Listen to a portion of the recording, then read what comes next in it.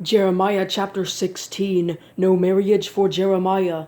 The word of the Lord came to me. You must not marry or have sons or daughters in this place. For this is what the Lord says concerning sons and daughters born in this place, as well as concerning the mothers who bear them and the fathers who father them in this land. They will die from deadly diseases. They will not be mourned or buried, but will be like manure on the face of the earth. They will be finished off by sword and famine. Their corpses will become food for the birds of the sky and for the wild animals of the land.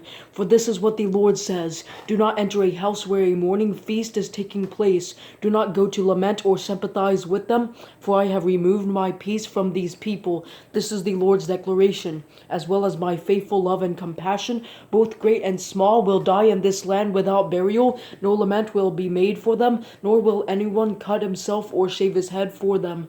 Food will not be provided for the mourner to comfort him because of the dead. A cup of consolation will not be given him because of the loss of his father or mother.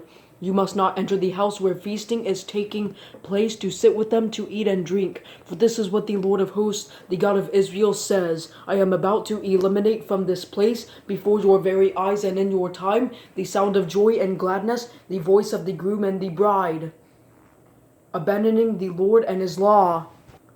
When you tell these people all these things, they will say to you, why has the Lord declared all this great disaster against us? What is our guilt? What is our sin that we have committed against the Lord our God? Then you will answer them, because your fathers abandoned me, this is the Lord's declaration, and followed other gods, served them, and worshipped them. Indeed, they abandoned me and did not keep my instruction. You did more evil than your fathers. Look, each one of you was following the stubbornness of his evil heart, not obeying me. So I will hurl you from this land into a land that you and your fathers are not familiar with. There you will worship other gods both day and night, for I will not grant you grace. However, take note, the days are coming, the Lord's declaration, when it will be no longer said, as the Lord lives who brought the Israelites from the land of Egypt, but rather, as the Lord lives who brought the Israelites from the land of the north and from all the other lands where he had banished them, for I will return them to their land that I gave to their ancestors. Punishment of exile. I am about to send for many fishermen, this is the Lord's declaration, and they will fish for them. Then I will send for many hunters, and they will hunt them down on every mountain and hill, and out of the clefts of the rocks, for my gaze takes in all their ways. They are not concealed from me, and their guilt is not hidden from my sight. I will first repay them double for their guilt and sin because they have polluted my land. They have filled my inheritance with the lifelessness of their detestable and abhorrent idols.